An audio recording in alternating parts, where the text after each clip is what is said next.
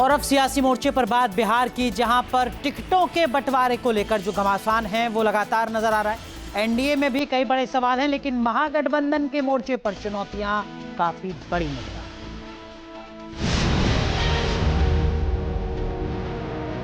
बिहार चुनाव में सीटों को लेकर इतनी मारामारी कभी नहीं हुई। बिहार में टिकट बंटवारे पर सियासी संग्राम किसी थ्रिलर फिल्म की तरह नजर आ रहा है। दोनों गठबंधनों में टेंशन है। पटना से लेकर दिल्ली तक गहमागहमी है। ज्यादा तनाव विपक्षी गठबंधन में देखने को मिल रहा है।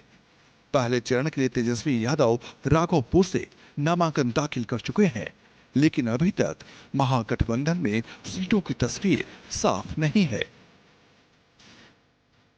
विपक्षी गठबंधन में बड़ा सवाल कांग्रेस का है। आखिर बिहार में कितनी सीटों पर चुनाव लड़ेगी कांग्रेस? वीआईपी और लेफ्ट को कितनी सीटें मिलेंगी? विपक्षी गठबंधन का हाल यह है कि आरजेडी में सिंबल देकर वापस लिया जा चुका है। सीपीआई एमएल की तरफ से भी उम्मीदवारों की लिस्ट जारी की गई और फिर वापस ले लिया गया। सूत्रों के मुताबिक कांग्रेस बिहार में 60 से ज्यादा सीटों पर चुनाव लड़ने पर अड़ी है। वहीं आरजेडी कांग्रेस को 58 सीटों से ज्यादा देने को तैयार नहीं है। दिल्ली से लेकर पटना तक बैठकों का दौर चल रहा है। जल्द ही सीटों के ऐलान का दावा किया जा रहा है। मतलब कांग्रेस को हल्के में आप लोग क्यों लेते हैं? आंकड़े को माना जाए, आंकड़े को माना जाए, तो आंकड़े को माना जाए ना। अरे भाई, ये प्रभारी से पूछना चाहिए। एनडीए गठबंधन में भी पटना से लेकर दिल्ली तक दौड़ लगाई जा रही है। नाराज उपेंद्र कुशवाहा ने नित्यानंद राय के साथ गृह मंत्री अमित शाह से मुलाकात की। सूत्रों के मुताबिक उपेंद्र कुशवाहा महुआ सीट पर दावेदारी छोड़ने को राजी हो गए हैं।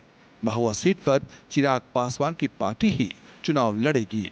बताया जा रहा है कि उपेंद्र कुशवाहा को विधान परिषद की सीट दी जा सकती है। अमित शाह से मुलाकात के बाद उपेंद्र कुशवाहा थोड़े संतुष्ट नजर आए। नहीं, मानिए उपेंद्र जी भी बताए ना कि सब ठीक है और सब ठीक हो जाएगा। वैसे एनडीए में बड़ा सवाल चिराग पासवान को मिली ज्यादा सीटों का है। खबरों के मुताबिक जेडीयू ने अपनी पहली लिस्ट में चिराग पासवान को झटका दिया है। जेडीयू ने चिराग के दावे वाली 4 सीटों पर भी उम्मीदवार उतारे हैं। बिहार में लिस्ट जारी करने में बीजेपी सबसे आगे है। बीजेपी की दूसरी लिस्ट भी जारी हो गई है। दूसरी लिस्ट में अलीनगर से मैथिली ठाकुर को टिकट दिया गया है।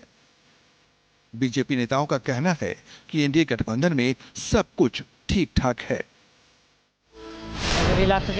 जहाँ भक्ति है हर शब्द में, कथाओं में छुपे हैं दिव्य रहस्य और ज्योतिष देता है जीवन को दिशा। धर्म से जुड़ी हर बातों को जानने के लिए हमारे चैनल स्तुति को सब्सक्राइब करें।